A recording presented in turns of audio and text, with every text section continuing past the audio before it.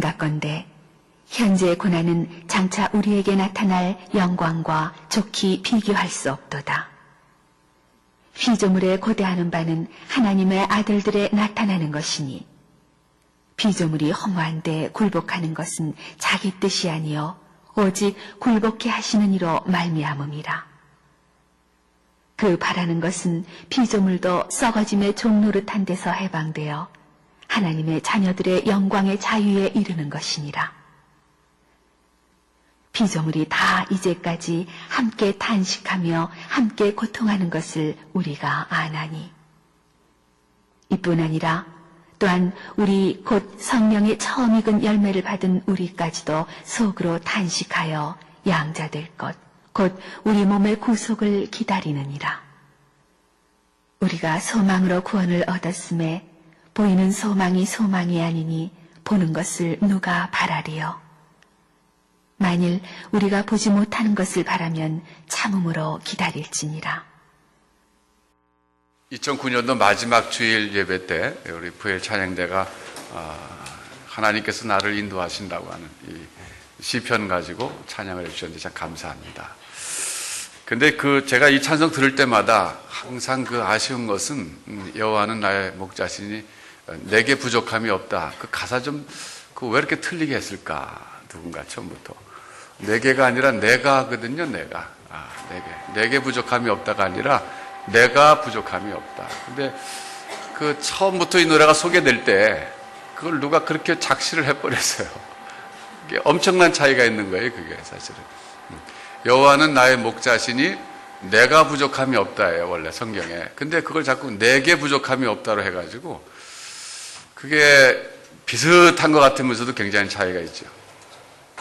하나님이 나의 목자이시기 때문에 나는 부족한 게 없다는 거예요. 내가 부족함이 없다는 건 그거예요. 근데 내게 부족함이 없다 그러면 하나님은 내게 모든 것을 공급해 주시는 분이라는 이런 식으로 하나님을 어떻게 보면 전락시켜 버리는 거예요. 그건 약간 하나님에 대해서 우리가 하나님을 이렇게 격화시키는 그런 하나님을 우리에게 필요한 것을 공급해 주시는 공급자로서만 규정해 버리는 이런 그 잘못이 있어요. 그리고 또 원래 성경에서는 한 글자도 틀리게 하면 안 되거든요. 내가 부족함이 없다. 그래서 앞으로 우리 성가대는 하실 때 내가로 작시는 잘못했더라도 우리 고쳐서 했으면 참 좋겠습니다. 어쨌든 그 찬양을 들으면서 저도 참 하나님 앞에 감사하다. 정말 1년 동안 우리가 지나오면서 하나님이 목자가 돼 주셔서 여기까지 왔다. 그래서 왜 그 미국 사람들은 I made it 그잖아요. made라 그러잖아요. 여기까지 해냈다. 정말 금년 1년 동안 우리가 또 살았다. 한 해 살았다. 이런 생각이 듭니다. 여기 물론 여기 우리 승환이 같이 아직까지 승환이 지금 20대에 10대예요. 20대 초반? 그래도 상당히 성숙해지셨네. 저는 그때는 별로 한 해가 당연히 한 해 지나가는 거 아닌가 이렇게 생각이 들었어요. 그때는. 근데 나이가 들면서 한 해를 지난다는 것 자체가 참 감사하다. 이런 생각이 들어요.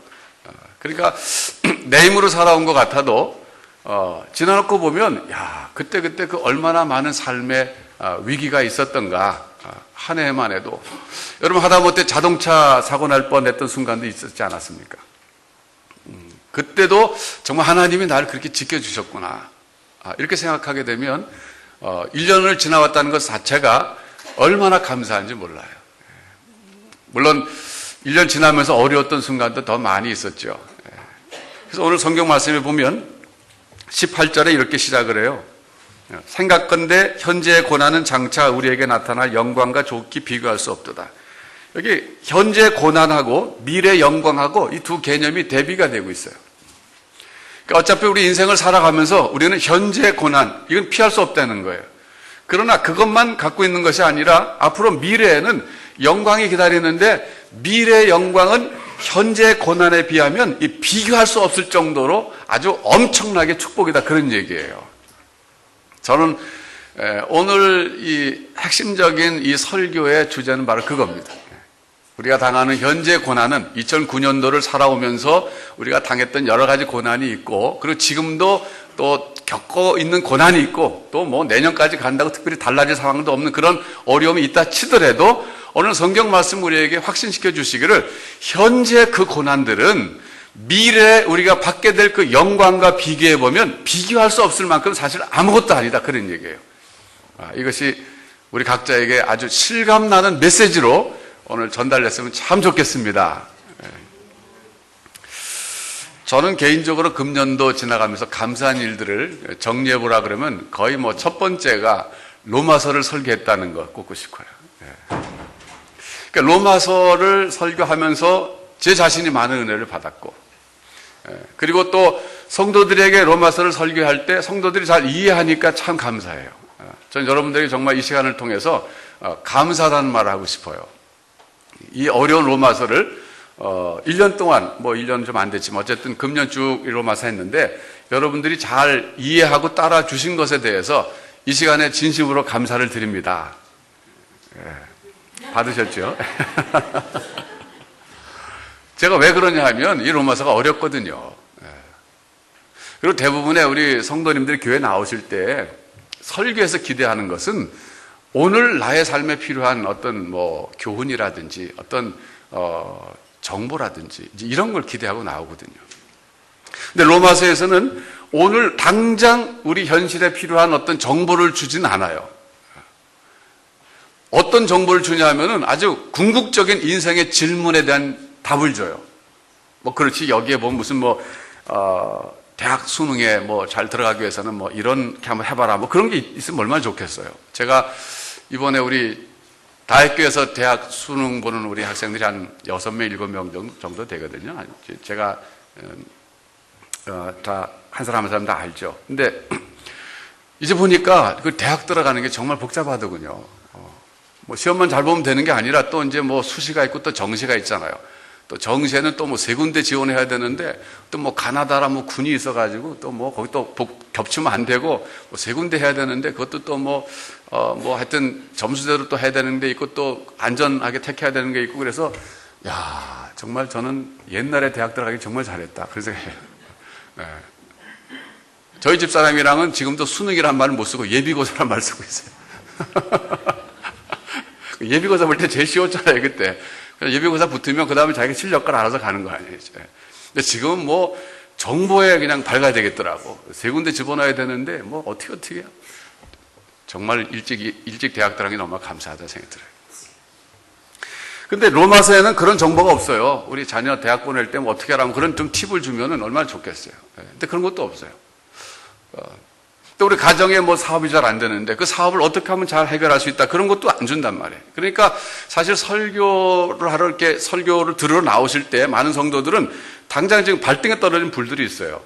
가정의 문제들이죠. 뭐 건강의 문제일 수 있고 자녀와의 문제일 수 있고 무슨 직장 문제라든지 여러 가지 그런 문제가 있는데 설교 시간에 어떨 때 은혜가 된다라고 이제 그러는가 제가 유심히 관찰해 보니까 오늘 나의 삶에 꼭 필요한 얘기를 설교 중간 어디선가 하나만 딱 나와도 와, 오늘 은혜 받았다, 이렇게 되는 거예요. 그러니까 참 옛날에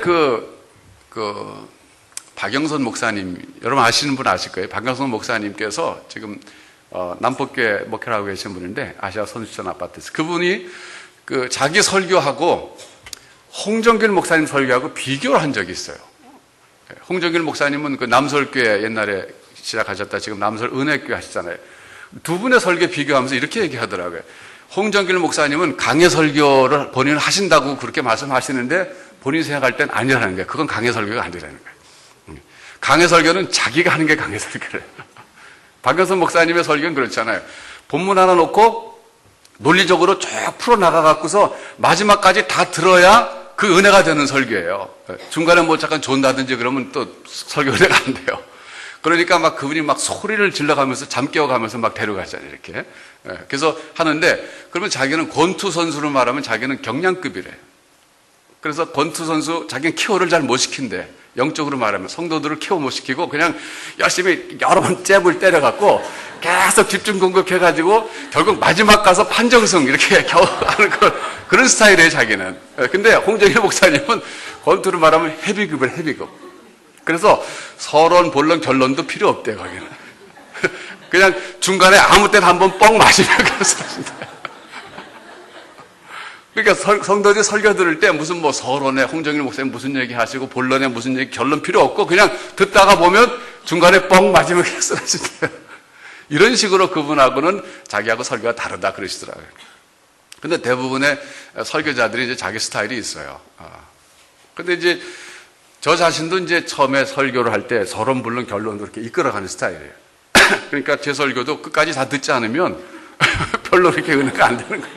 중간에 뭐 가만자, 아이고 뭐 할 일이 이것저것 잊어버렸고 또 딴 생각하다 보면 이제 안 되는 거예요. 그러니까 집중하셔야 되는데, 그래서 제가 로마서는 더더군다나 이것은 뭐 서론 본론 결론을 이끌어 가야 되는 거예요.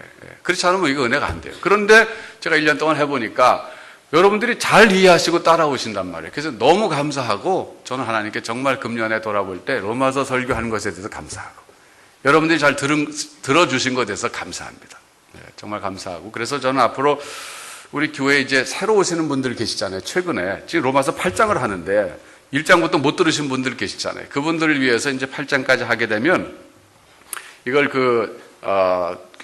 뭐 CD로 하나 만들려고 그래요. 만들어 갖고 이걸 좀 나눠드려서 차 타고 다니면서 좀 듣도록, 그렇게 그분들은 못 들었기 때문에 듣도록 제가 도와드리려고 그러고, 또 시간 좀 여유가 있는 분들은 집에서 우리 교회 홈피에 들어가서 동영상 나오니까 얼굴도 보면서 들으면 훨씬 더 좋습니다. 그래서 우리 다윗교회는 앞으로 이 로마서는 새로 오시는 분들은 반드시 안 들은 부분을 좀 이렇게 보충하도록 이렇게 방침을 좀 정하려고 그럽니다.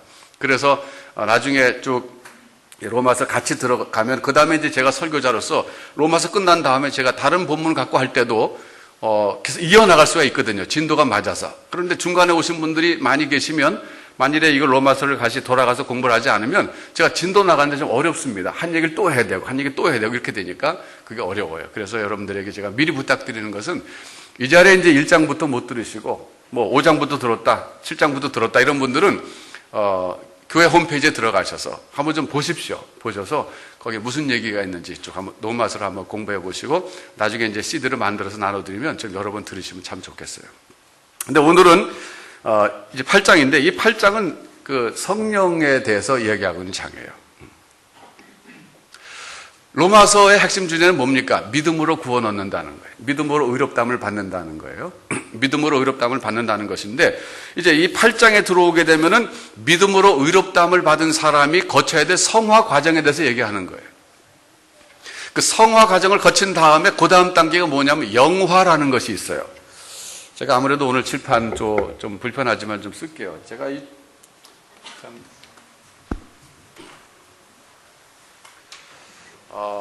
칠판이 이렇게 흔들리고 불빛이 번쩍번쩍 거려가지고 굉장히 좀 안 좋으시지만은 조금만 더 참아 주십시오. 제가 이제 이 타블렛을 쓰든지 컴퓨터를 쓰든지 한번 좀 해보려고 그러니까 기다려 주십시오.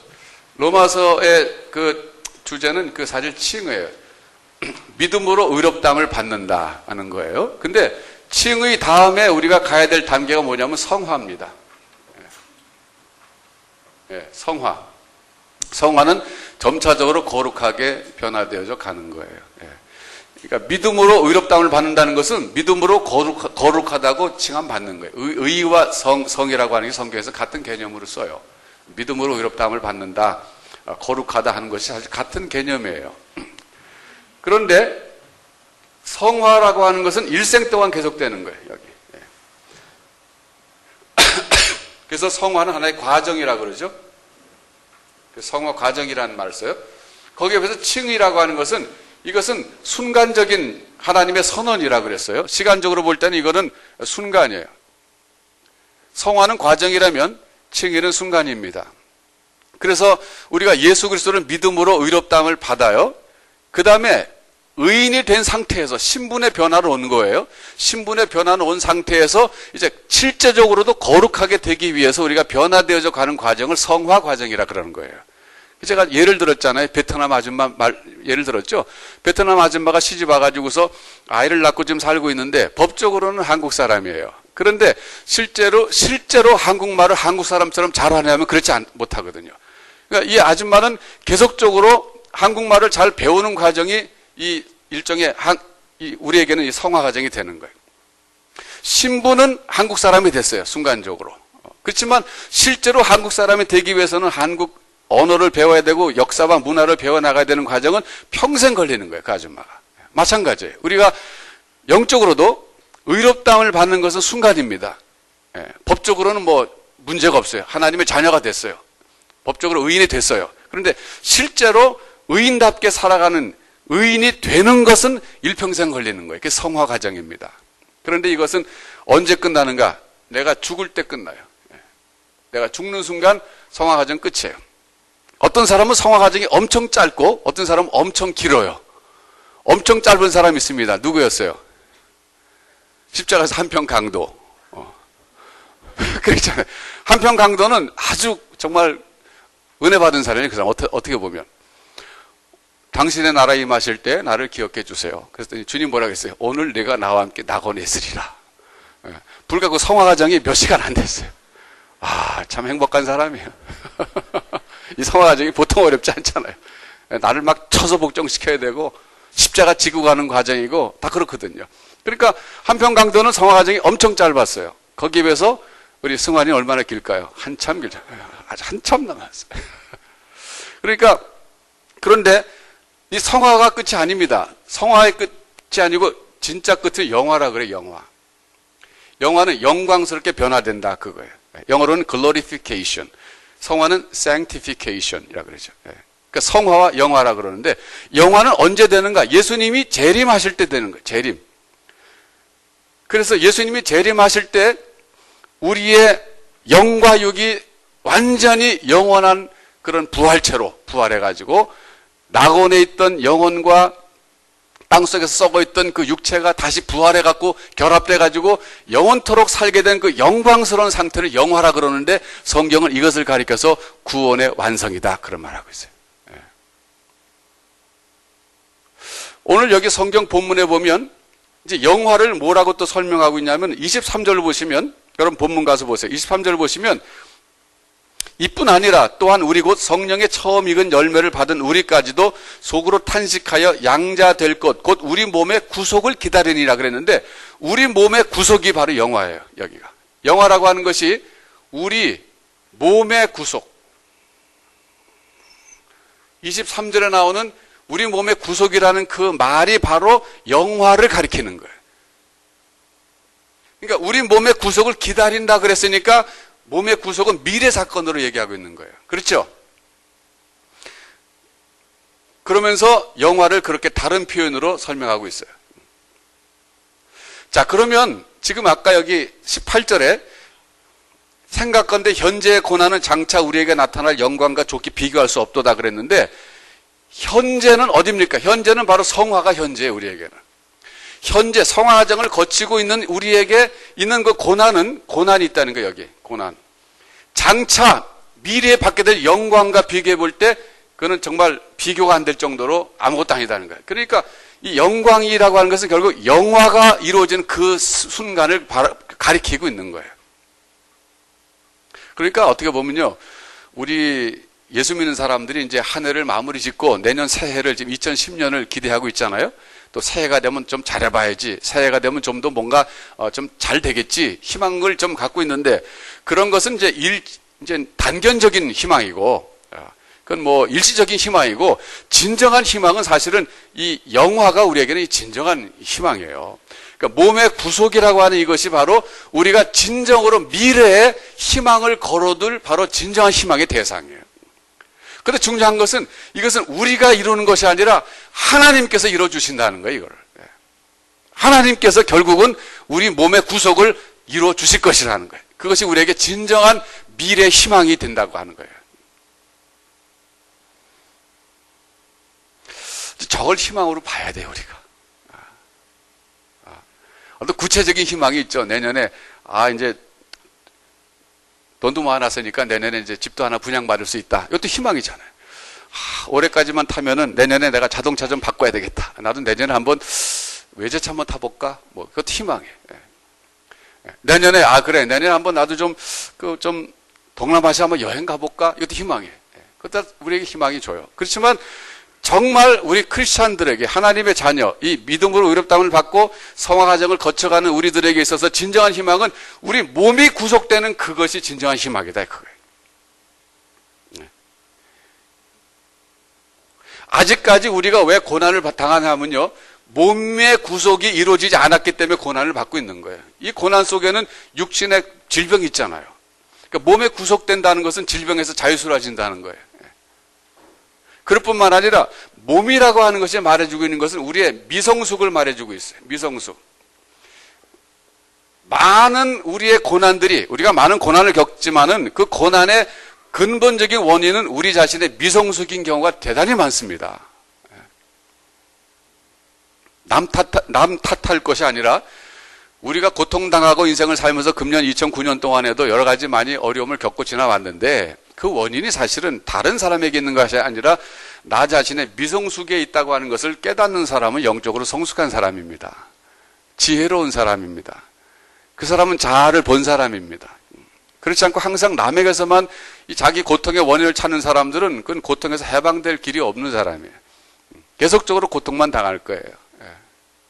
여러분 오늘 여기 보면 또 키워드가 나오는데 키워드가 뭐냐면 탄식이라는 거예요. 탄식.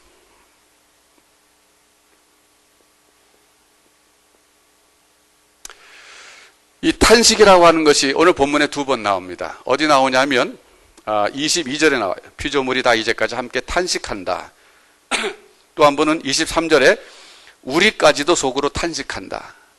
그러니까 탄식하는 주체가 피조물이 하나 있고 두 번째는 우리는 누굽니까? 하나님의 백성들을 가리켜요. 우리가 탄식한다. 그런 얘기예요.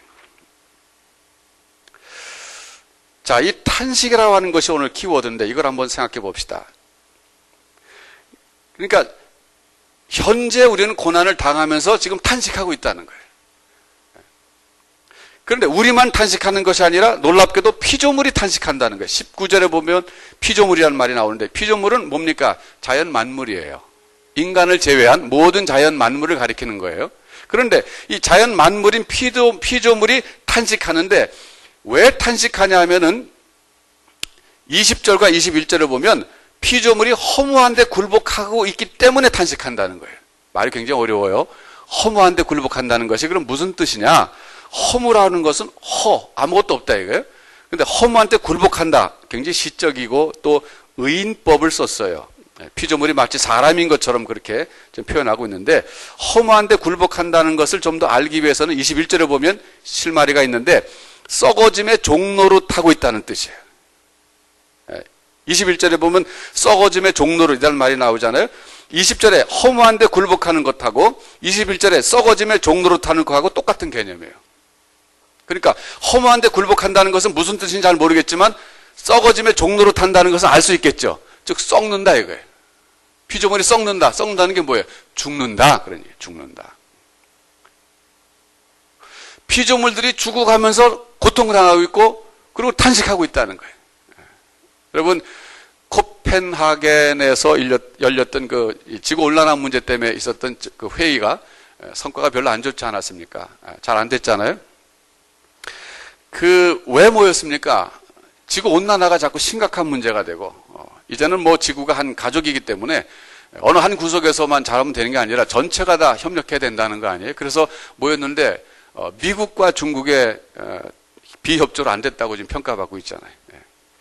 사실 미국이 인구 제일 많지 않지만 제일 일회용 같은 거 제일 많이 쓰고 있는 나라가 미국이고 중국은 인구가 많다 보니까 중국 사람들이 한번 동시에 점프했다 떨어지면 지구가 흔들린다 그런 얘기도 있잖아요. 이렇게 시간 맞춰서 시작했다 떴다 떨어지면 지구가 흔들린다 그런 말도 있을 정도로 인구가 많은데 거기에 지금 자동차가 얼마나 많이 늘어납니까? 그러니까 그게 막 오염 막 시키잖아요 공기를.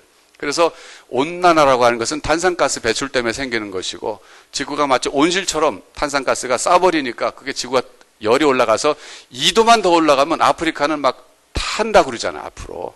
또 남태평양에 있는 어느 섬나라는 물에 잠긴다 그러잖아요.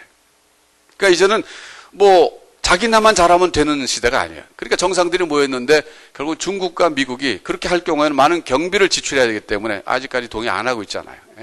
그래서 그게 문제인데 여러분 그건 과학적인 접근이에요. 지구 온난화가 왜 이루어졌는가? 대기 중에 탄산가스가 많아서 그렇다. 왜 많아지는가? 자동차를 비롯해서 이런 그 공해를 많이 배출하는 물건 때문에 그렇다. 이게 과학적인 접근이에요. 그럼 어떻게 이걸 해결할 수 있느냐? 그러면 세계 각국 정상들이 모여갖고 협상을 해갖고 자기 나라에서 각각 탄산가스 배출량을 줄이자 협의하면 된다. 이것이 과학적인 접근 방법이고 합리적인 접근 방법이에요. 원인 분석도 그렇게 나왔어요. 그런데 놀랍게도 성경은 이미 2000년 전에 로마서에서 피조물들이 고통당하고 있다는 걸 얘기하고 있어요. 피조물들이 허무한데 굴복한다 그랬어요. 또 썩어짐의 종로로 탄다 그랬어요. 결국 이것은 뭐냐면 피조 세계가 벌써 그때부터도 문제가 생겼다는 거예요. 자연계가 고통당하고 있다는 거예요. 오늘날엔 사람들이 물을 아껴 쓰지 않고 오염시키고 공기를 오염시켜서 더 이 자연계가 고통당하고 있지만은 이미 그런 자동차나 이런 것들이 만들어지기 전부터도 피조물들은 고통당했다 이거예요. 영적인 이해, 영적인 해석입니다. 그러면 이것이 무슨 얘기냐면 여러분이 창세기 3장 18절 가서 한번 보셔야 돼요. 창세기 3장 18절.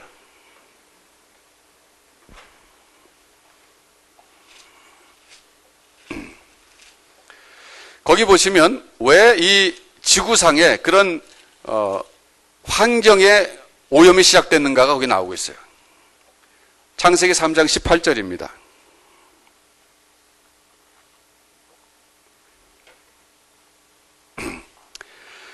땅이 네게 가시 덤불과 엉겅퀴를 낼 것이라. 너의 먹을 것은 밭의 채소인즉 내가 얼굴에 땀이 흘러야 식물을 먹고 필경은 흙으로 돌아가리니 그 속에서 내가 취함을 입었음이라. 너는 흙이니 흙으로 돌아갈 것이니라 하시니라. 여러분 여기 그 18절과 19절에 보면 땅이 네게 가시 덤불과 엉겅퀴를 낼 것이라 그랬어요. 이 얘기 뭡니까? 그 전까지는 가시 덤불도 없었고 엉겅퀴도 없었다는 얘기죠. 예. 그 언제 생겼다는 겁니까? 아담이 범죄하고 타락한 다음부터 생겼다는 거예요. 그러니까 아담이 범죄하고 타락한 그 영적인 행위가 하나님 앞에 불순종한 행위가 자연계에게까지도 그렇게 영향을 끼친 사건이었다는 거예요. 대단히 이거는 우리가 정말 이해하기 어려워요. 예. 자연이 무슨 잘못이 있다고. 그러니까 고래 싸움에 새우등 터진 거예요. 지금 말하면 아무 잘못도 없는 자연계가 그렇게 어려움 당한 거예요. 그럼 왜 그럼 자연계가 어려움을 당했는가? 하나님께서는 인간을 하나님의 형상대로 만들어 주시고 모든 자연 만물을 다스리라 그러셨어요. 그러니까 자연 만물은 아담이 돌보고 그 다스린다는 것이 사실 군림한다는 건 아닙니다. 돌본다는 뜻이에요. 돌봄의 대상이었어요. 그런데 아담이 범죄했을 때 그 영향이 그 돌봄을 받는 대상에게까지는 미쳤다는 거예요. 거기서 엉겅퀴가 나오고 가시덤불이 생겼다는 거예요. 예. 그래서 얼굴에 땀이 흘러야 밭에서 식물을 걷어 먹을 정도로 땅이 황폐해지기 시작했다는 거예요. 그런데 이것은 과학자들은 여기에 대해서 동의를 안 하죠. 정치가들도 동의를 안 합니다. 코펜하겐에 그 모인 사람들이 가서 이게 지금 왜 이렇게 됐냐 하면 창세기 3장 18절에 가서 보면 이렇게 됐다 그러면 우리 보고 좀 약간 이상한 사람들이라 그럴 거예요. 그러나 거기서도 신앙이 있는 사람들은 동의할 거예요. 그리고 인간의 근본적인 문제가 거기서부터 나왔다는 거예요. 인간의 타락에서 나왔다는 거예요. 여러분 그건 간단한 얘기입니다. 여러분 가정에 요즘 좀 덜 하지만은 옛날에는 할아버지가 도박해서 노름 빚지고 그러면 가족 다 망하는 거 아니에요. 그 영향받아 지금까지도 고통당하는 손자 손녀가 있잖아요. 그러니까 이것은 대표 원리예요. 대표 원리. 아담이 대표로서 하나님 앞에서 불순종했을 때 이런 문제가 생긴 거예요. 그래서 결국 이 피조물들이 다시 로마서 8장으로 돌아가서 봅시다. 그때부터 이 피조물들이 고대하는 바가 있다 이거예요. 19절에. 피조물들의 고대하는 바, 즉 기다리는 것이 있는데 뭐냐면 하나님의 아들들에 나타나는 것이다 이거예요. 여기 보면 하나님의 아들이 나타나는 건 아닙니다. 하나님의 아들이 나타나는 것이다 그러면 예수님의 출현을 기다린다 볼 수 있어요. 그러나 그것이 아니라 하나님의 아들들, 복수예요, 복수. 그러니까 하나님의 아들들이 나타나는 걸 기다린 거예요. 그럼 하나님의 아들들이 나타나면 그 피조물들이 어떤 그 유익을 얻길래 기다렸단 말이냐? 그것은 21절에 보면 하나님의 자녀들의 영광의 자유에 이를 것이기 때문이라는 거예요. 하나님의 자녀들은 어떤 사람들이냐면은 그 자녀들도 역시 죄악에 속박돼 가지고 고통을 당했지만 그러나 하나님의 아들들이 됐다는 것은 예수 그리스도께서 오셨다는 것이고 예수 그리스도로 말미암아 구속받았다는 것인데 그 자녀들의 영광의 자유가 성취되는 날이 오게 되면 피조물들도 회복된다 이거예요. 바로. 그러니까 피조물들도 그날을 기다리고 있다는 거예요. 이거는 거의 뭐 천기에 해당되는 얘기예요. 사실은. 이런 거는 정말 이건 비밀을 가르쳐 주신 거예요. 전 성경 읽을 때마다 깜짝깜짝 놀라요. 하나님께서 우리 인간에게 이 정도의 비밀까지 가르쳐 주셨구나. 사도들을 통해서 사도들이 받은 계시에 근거해 갖고 사도들이 우리에게 성경 말씀을 기록해 줬는데 사실은 이건 놀라운 예언의 책입니다. 성경은 정감록 같은 것도 우리 한국 사회 또 잊혀질만 하면 또 한번 화제가 되고 그럽니다만은 노스트라다무스라든지 또 최근에 무슨 영화 잉카 페루 무슨 달력 나왔죠. 잉카 달력 마야 달력해서 영화 소재 나오고 그러잖아요. 사람들은 이렇게 예언에 관심이 많거든요. 미래에 무슨 일이 일어날지 궁금해하는데 사실 성경에는요 엄청난 이 예언이 숨어 있어요. 알고 보면 이거 굉장한 비밀이에요. 근데 그 비밀을 우리들에게 가르쳐 주시는 거예요. 피조물들이 언젠가 회복될 날이 있다는 거예요. 그러니까 언제냐면 하나님의 자녀들의 영광의 자유의 그날에 그들도 자유스럽게 된다 이거예요. 자, 그럼 우리가 여기서 이제 좀 해석을 해야 될 게 생겼어요. 뭐냐면 하나님의 자녀들은 누굽니까? 바로 우리들이에요. 그렇잖아요. 하나님의 자녀들은 우리들인데 그럼 하나님의 자녀들이 우리가 이미 나타났는데 뭘 더 기다리는가? 그러면 하나님의 자녀들이 나타나는 것을 기다리고 있다고 그랬는데 하나님의 자녀들의 영광의 자유에 이르기를 기다린다고 그랬는데 그럼 지금 우리가 하나님의 자녀가 아니란 말이냐? 하나님의 자녀란 말이에요. 그럼 하나님의 자녀들이 우리가 나타났으면 피조물이 회복돼야 될 거 아니에요. 근데 안 되고 있단 말이에요. 고통당하고 있단 말이에요. 그러면 그건 언제 하나님의 자녀들이 나타나는 것을 말하는 것이냐? 이걸 해석해야 되는 거예요. 언제냐면 23절에 나와요. 23절에 아까 여기 제가 소개했습니다만 우리 몸의 구속이라 그랬잖아요. 이뿐 아니라 또한 우리고 성령의 처음 익은 열매를 받은 우리까지도 속으로 탄식하여 양자될 것 곧 우리 몸의 구속을 기다리느니라. 여기 하나님의 자녀들이 나타나는 그때는요. 하나님의 자녀들이 몸의 구속까지 완전히 받는 그날이에요. 그러니까 여기서 말하면 영화되는 그날. 하나님의 자녀들이 성화되는 과정에 있는 이때가 아니라 이때도 하나님의 아들들이 이미 있단 말이에요, 우리. 그런데 이때가 아니라 성화 때가 아니라 하나님의 아들들이 완전히 몸의 구속까지 받아서 영광스럽게 변화될 그날을 피조물들이 기다리고 있다는 거예요.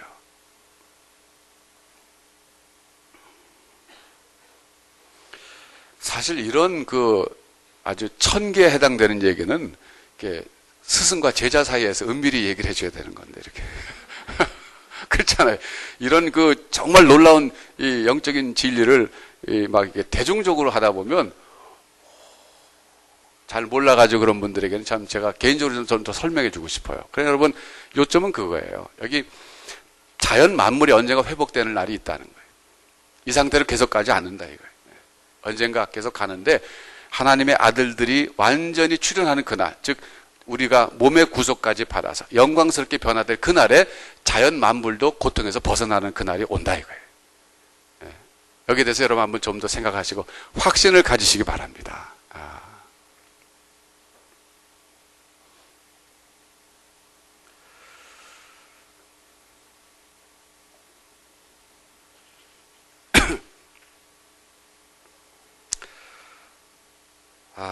나머지 부분을 제가 좀 더 잘 풀어가야 될 텐데요. 오늘 너무 우주적인 비밀을 말하다 보니까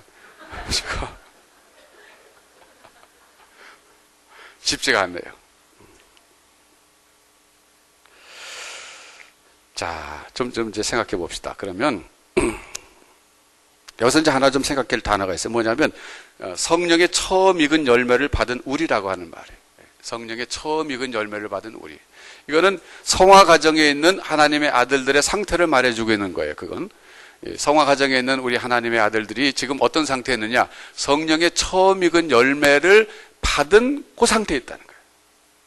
여기서 우리가 이제 중요하게 생각해야 될 것이 처음 익은 열매라는 거예요. 여러분 과서원하신 분들 계세요? 집안에 과서원하시는 분 손 들어보세요. 우리 집안은 과서원하고 있습니다. 좀 들어보세요. 과수 달라 소리 안 할 테니까. 아까 일부 예배 때 있었는데. 과수원 하시는 분들 아실 거예요. 제일 먼저 익는 과일이 있잖아요.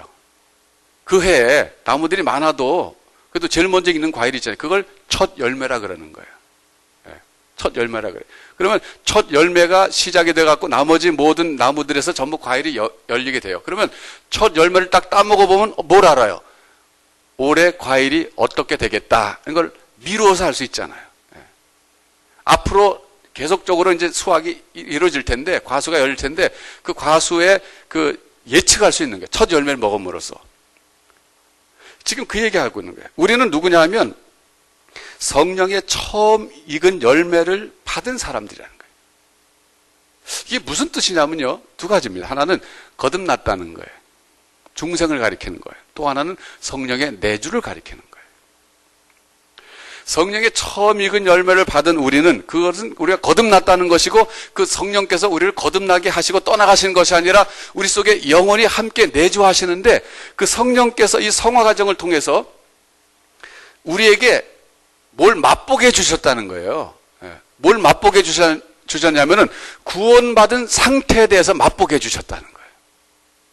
그러니까 몸의 구속이 아직 이루어지지 않았어요. 몸의 구속은 아직 이루어지지 않았지만 그러나 그 몸의 구속이 이루어지게 되면 어떤 상태에 내가 도달하겠구나 하는 것을 맛보게 해주셨다는 거예요. 경험하게 해주셨다는 거예요.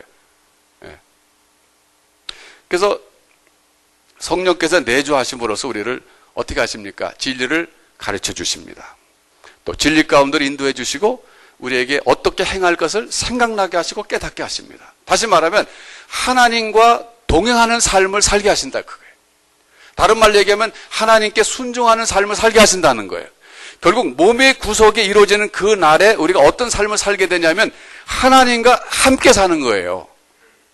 영원토록 하나님과 함께 살고 하나님을 영화롭게 하고 하나님을 즐거워하는 삶을 사는 것이 몸의 구속을 받은 삶의 상태입니다. 그런데 성령께서 우리 속에 내주하시면서 그 상태를 조금 맛보게 해주신다는 거예요. 하나님께 순종하는 것이 어떤 것인지, 하나님과 함께 동행하는 것이 어떤 것인지, 하나님과 함께 사는 것이 어떤 것인지를 성령께서 내주하시면서 그걸 조금 맛보게 해주신다는 거예요. 이해가 되십니까? 네. 맛보기라는 거 있었죠, 옛날에 맛보기. 요즘도 있잖아요. 어디 가서 물건 사러 가면 꼭 자, 맛보세요 그러는데 맛본 다음에 안 사는 사람들은 굉장히 강심장인 사람들. 네. 저는 그래서 살 거 아니면 절대 안 먹습니다. 이게 보고 안 먹어봐도 이거는 안 살 거라면 제가 사양하고 가요. 근데 먹어보면 사야지. 어떻게 안 삽니까 그거? 사야지. 먹어보도 안 그냥 사고 한 사람들은 강한 사람들이에요. 그 맛보기라는 게 참 그게 아주 미혹이란 말이에요. 근데 성령께서 지금 우리 속에 내주하시면서 우리가 정말 구원받으면 어떤 삶을 살게 되겠구나 하는 것을 맛보게 해주신다는 거예요. 그게. 결국 성령께서 우리 속에서 진리 가운데 인도해 주셔서 진리를 깨닫고 하나님의 뜻을 가르쳐 주셔서 그 뜻대로 살아가고 그러다 보면 기쁨이 있고 감사가 있고 하나님이 축복하신 것을 누리고 그런 걸 통해서 내가 완전히 구원받아서 하나님께 온전히 참 순종하고 하나님과 더불어 살게 되면 이건 뭐 지금과 비교할 수 없는 놀라운 그 기쁨의 삶이 되겠구나. 평안의 삶이 되겠구나 하는 것을 경험하게 하신 것이 바로 성령의 처음 익은 열매를 받은 우리라는 뜻이에요. 이해가 되셨어요? 굉장히 중요한 개념을 제가 설명해 드렸는데 잘 이해하셔서 너무 감사합니다.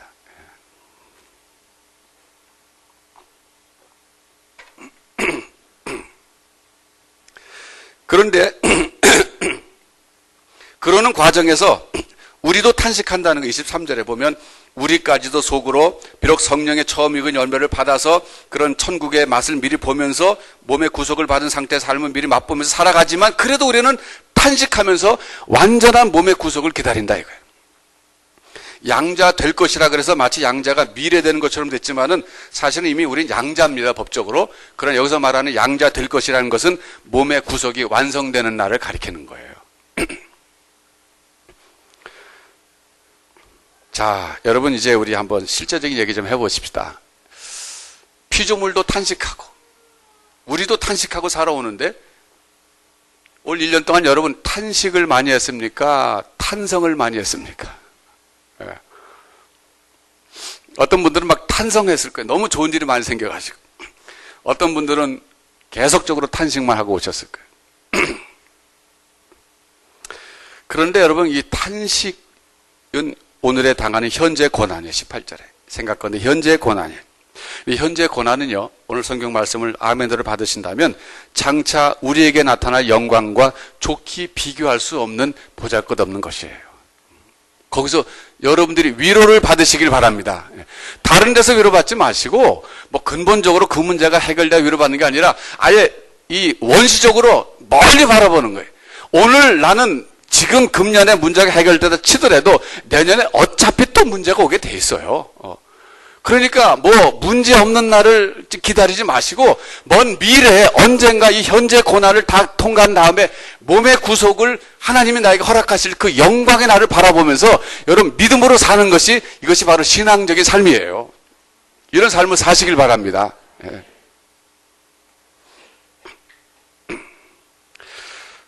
그래서 이 탄식이라고 하는 것이 참 중요한데 세 번째 탄식을 좀 보죠. 탄식은 26절에 나와요.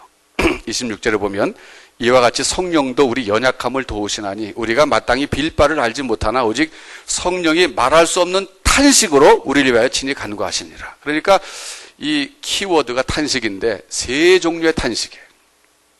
피조물의 탄식, 우리 하나님의 자녀들의 탄식, 그리고 성령님의 탄식이에요. 자, 그럼 이 성령님의 탄식은 무슨 탄식이냐? 마땅히 우리가 빌 바를 알지 못할 때 하시는 탄식이에요. 이 빈다는 것이 뭡니까? 기도한다는 거예요. 하나님께 나가서 기도를 해야 되는데 하나님의 자녀로서 현재 고난 속에서 우리가 현재 고난이잖아요. 탄식하면서 하나님 앞에 나가서 뭔가 기도하려고 그러는데 우리가 마땅히 빌 바를 알지 못해요. 이게 뭐예요? 흔히 우리가 말하기를 어떻게 기도해야 될지 모르겠다 그런 거예요. 내가 기도는 해야 되겠는데 탄식하면서 나갔는데 막상 하나님께 나가니까 뭐라고 기도해야 될지를 모르겠어요. 그럴 때 성령께서 말할 수 없는 탄식으로 우리를 위해서 친히 간구해 주신다 이거예요. 그 성령께서 왜 탄식하십니까? 너무 불쌍해서 그런 거예요. 너무 보기 딱해서. 하나님의 자녀가 하나님 앞에 나가서 지금 인생의 문제 때문에 고난 때문에 탄식하며 나가서 기도하려고 그러는데 어떻게 기도해야 될지 모르는 거예요. 그럴 때 성령께서 참 안타깝게 생각하시고 불쌍히 여기시고 탄식하시면서 우리를 위해서 기도해 주신다는 거예요. 이것도 굉장히 신비한 얘기예요. 우리 밖에서 일어나는 일인데 사실이란 말이에요. 네. 자, 그런데 여러분 여기서 한 가지 우리가 또 생각해야 될 건 뭐냐면 이것을 단순히 기도로만 생각하면 안 된다는 거예요. 한 걸음 더 깊이 들어가서 빌 바를 알지 못한다는 것은 하나님과 교제하는 방법을 모른다 그런 뜻이에요. 막상 하나님 앞에 나갔는데 내가 하나님과 교제하는 방법을 몰라요. 하나님과 어떻게 교제를 해야 될지 몰라요. 하나님 앞에 내가 나가야 되겠어요. 하나님이 참 나를 붙잡아 주시는 분이시고 나의 참 존재의 근원이시고 이걸 알겠는데 하나님 앞에 나가고 싶은 마음도 있는데 막상 하나님 앞에 나갔을 때 어떻게 하나님과 교제해야 되는지 관계해야 되는지 대화해야 되는지 그 방법을 모르는 거예요. 그런 딱한 상황에 있을 때 성령께서 불쌍히 여겨주시는 거예요. 참 탄식하시면서 친히 간구해 주신다는 거예요. 그래서 하나님과 교제가 회복되도록 하신다는 거예요. 여러분 주로 우리의 탄식은 교제의 끊어짐에서 오는 거예요. 관계의 끊어짐에서 오는 것이 탄식입니다. 금년 1년 동안 여러분이 고통당하시고 탄식하신 것들을 한번 분석해 보시면 어떤 경우는 물질이 없어서 그럴 수도 있어요. 참 너무 돈이 필요한데 없기 때문에 고통당하고 탄식했던 순간도 있을 것이고 어떤 경우에는 몸이 너무 아파가지고서 고통당하고 탄식했을 때도 있을 거예요. 그러나 그것보다도 대부분의 우리의 탄식의 근본적인 원인은 관계 속에서, 깨어진 관계 속에서 나랑 정말 사랑하고 가까운 사람들하고의 그 불화 때문에 거기서 고통당하고 탄식하는 것이 굉장히 많을 겁니다. 사실은 오늘 우리가 해를 넘기기 전에 정리하고 넘어가야 될 것이 바로 그거예요.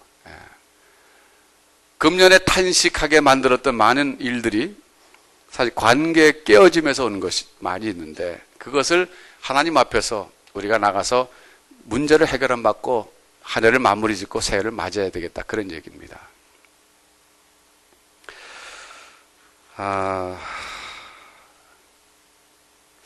사람은요, 참 독특한 존재예요. 사람은 평생을 살아도 자기 진정한 모습을 못 보고 사는 사람이에요. 물론 진정한 모습은 이제 물론 내면의 세계도 포함되겠지만은 우선 겉모습만 한번 생각해 봐요. 여러분, 내 겉모습을 내 두 눈으로 똑똑히 본 사람 손 들어 보세요. 거울을 통하지 않고 화면을 통하지 않고 내 눈 가지고 직접 본 사람 없어요, 아무도. 더군다나 내 뒷모습은 맨날 이렇게 거울 통해서 막 삼각거울 이렇게 통해서 겨우 보지 내 뒷모습 내가 진짜 어떻게 봐요? 그러니까 우리 주님이 그랬잖아요. 사람들은 자기 눈 속에 들보는 못 보고 다른 사람의 눈에는 티는 잘 본다. 왜냐하면 나는 내 모습을 못 봐요. 그러니까 항상 다른 사람 보고 티까지 보이는 게 티까지. 내 눈에는 들보가 있는데 안 보는 거예요. 그러니까 결국 우리 인간 관계가 왜 깨어지냐 하면요. 우리 몸이 구속받지 못했기 때문에 그래요. 이 몸의 구속은 미래 사건이란 말이에요.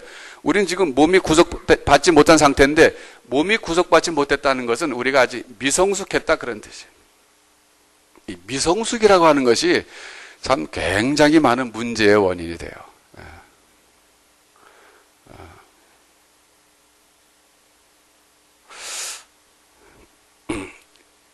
정말 여러분 인생을 행복하게 사시길 원하신다면 우선 성숙해져야 되는 거예요. 사실은 성숙해져야지 행복하게 살 수 있어요. 근데 이제 구체적으로는 다른 사람과의 관계를 잘 맺고 그걸 유지하는 방법을 아는 사람이 행복하게 살아요. 성경에 있잖아요. 육선이 가득하고 육식과 그 고기와 생선이 가득하고 큰 집에 사는 것보다는 차라리 움막에서 채소 먹고 사는 게 낫다. 옛날에도 아마 이 다이어트의 소중함을 알았단 말이에요. 어쨌든 싸우는 데서 막 좋은 거 먹고 사는 것보다도 차라리 나물 먹고 물 마시고 그 움막에 사는 게 낫다 그랬잖아요. 그게 뭐예요? 인간관계 깨어지면 그만큼 고통스러운 거예요. 여러분을 힘들게 하는 것은 물질의 부족일 수도 있지만 그건 아니에요. 물질은 이따가도 없어질 수 있어요. 건강도 중요하지만 건강도 회복될 수 있어요. 정말 우리를 힘들게 하고 우리의 입에서 신음소리 같은 탄식을 나게 만드는 것은 이 관계 깨어짐이라는 거예요. 이 관계 깨어짐이라고 하는 것도 아프리카에 있는 사람과 관계 깨어지는 분 괜찮아요. 그 안 볼 사람이니까. 항상 봐야 될 사람하고 관계가 끊어지는 거예요. 아프리카에 있는 사람하고 나하고 관계가 끊어질 기회조차 없어요. 상관없는 거예요. 그러니까 우리가 다큐멘터리 보면은 아프리카에 있는 그 참 고통스러운 사람들을 보면 눈에서 눈물이 흐르는 이유는 나와 관계없는 사람의 고통이기 때문에 슬픔이 자연스럽게 나타나는 거예요. 그러나 정말 내가 좋아하지 않고 미워하는 사람은 고통당할 때 싸다 그렇게 불쌍하다가 아니라 싸다 그러잖아요. 그게 관계가 깨어져서 그래요. 이게 정상이에요. 전부 우리가 미성숙해서 그런 거예요. 왜 그렇습니까? 몸의 구속이 아직 이루어지지 않아서 그래요. 왜요? 우리 몸에 아직 죄성이 남아있어서 그래요. 죄성 때문에 그래요. 남을 사랑하고 용서하는 게 얼마나 서툰지 몰라요. 여러분 한번 다른 사람 생각할 거 없고 여러분 자신 한번 생각해 보세요. 내가 다른 사람을 사랑하고 용서하는 이걸 기술이라면 기술을 한번 생각해 봅시다. 정말 그 기술에 좀 능숙한가 아니면 미숙한가. 참 서툴 때가 많아요, 우리가.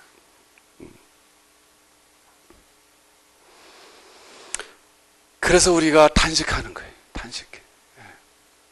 그래서 빌바를 알지 못할 때가 또 그런 때 하나님께 나가서 나도 알아요. 내 영혼이 알아서 사랑해야 되고 화목해야 되고 근데 안 되니까 나오느니 한숨이고 탄식이에요. 그때 성령께서 빌바를 알지 못하고 앉아있는 우리를 위해서 탄식하시면서 기도해 주시는 거예요. 그럴 때 우리 마음속에 변화가 생기는 거예요. 찾아가고 싶은 생각도 나고. 구체적으로 좀 적용해 봅시다. 여러분 그 문제가 여러분 없는 사람 없을 거예요.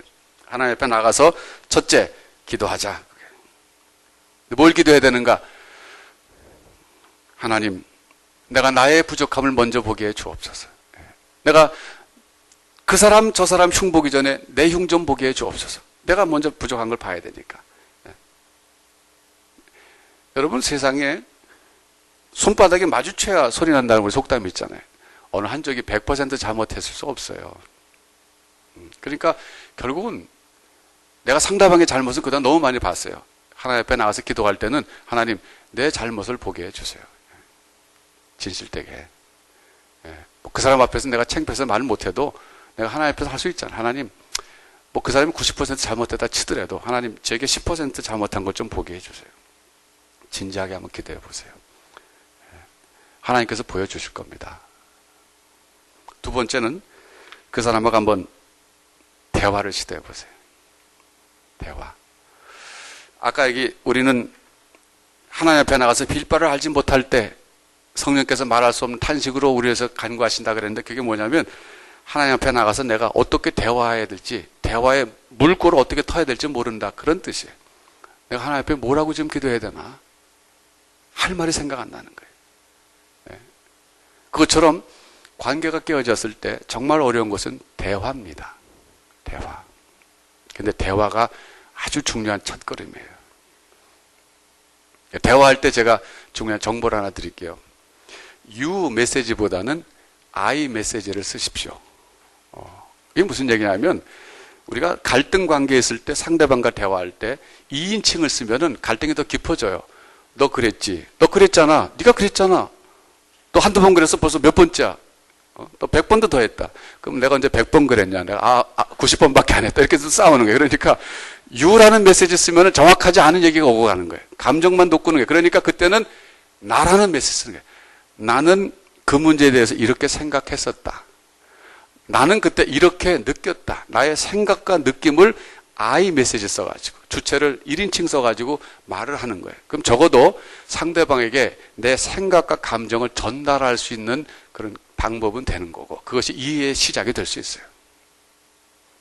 중요한 것은 이해입니다. 이해 못했을 때 서로가 화가 나고 그런 거예요. 이해하게 되면 세상에 근데 또 이해 못할 일이 어디 있습니까?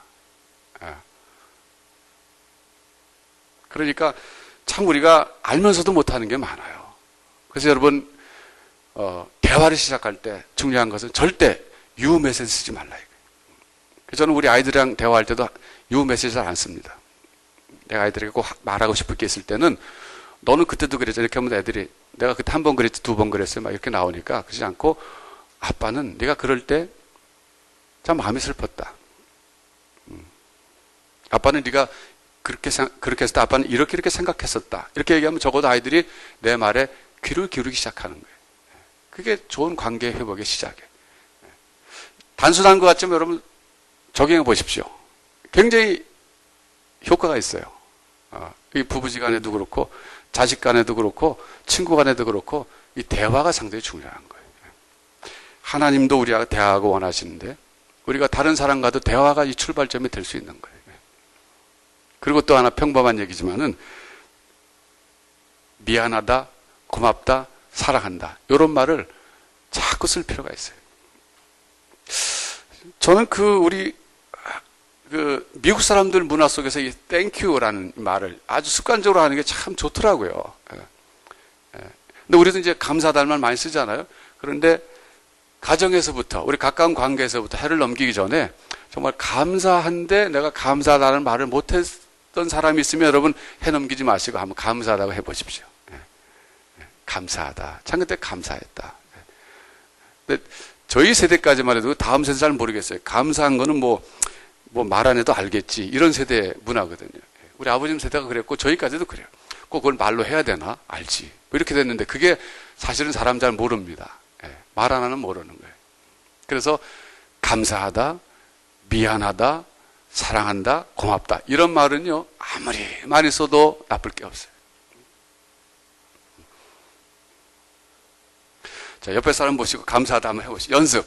자, 감사합니다. 네, 감사합니다. 네. 또 가족 있으면 사랑합니다. 고백하시고.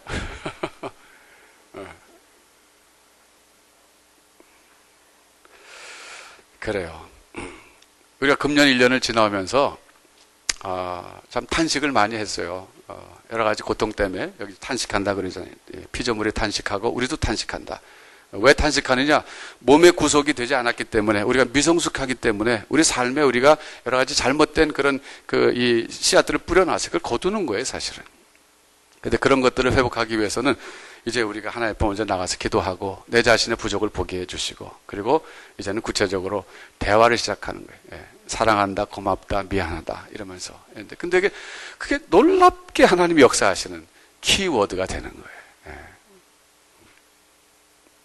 그래서 여러분, 오늘 우리가 로마서를 교리적으로만 배우면은 또 그 나름대로 또 아쉽죠. 실제 생활에 좀 적용해야 되겠습니다. 오늘 제가 적용에 대한 얘기를 많이 했는데, 이제 하나님 앞에서 금년도를 마지막 탄식으로 끝내는 것이 아니라 감사로 끝내시기 원하실 줄 알아요. 이제 하나님 앞에 나가서 기도하시고, 여기 있는 것처럼